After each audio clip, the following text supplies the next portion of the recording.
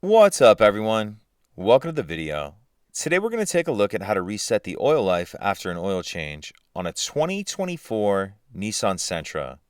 This will also clear the service due, the oil change due message that you may be getting on your dash if you're in need of an oil change.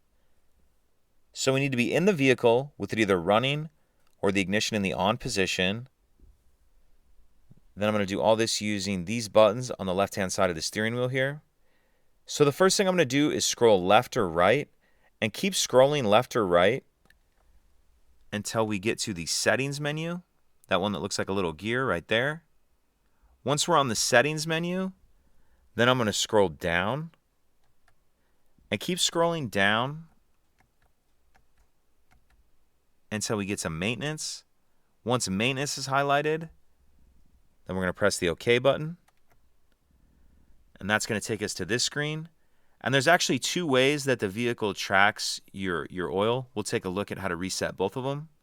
So the first one's that oil control system. Once that's highlighted, press OK. And that takes us to this screen. Then we're going to press OK again to reset. And then it's just saying confirm reset. Scroll down to yes. Press OK. And as you can see there, that one's been reset. Now to back out of this screen, I'm going to hit the back button right here. It takes us back to the maintenance screen.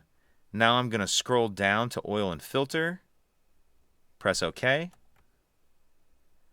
Then scroll down to reset. Press OK. And then confirm reset. Scroll down to yes. And then press OK. And then also one other thing I'll point out is if you scroll up to where you have your mileage here and press OK, you can edit the mileage there if you want to change the mileage before you get a reminder. And then you'll just back out of that screen a few times to get back out to your main menu. If you have any other questions, please let me know. If you could take a second to like and subscribe, it helps us out, and I'd appreciate it. Thank you.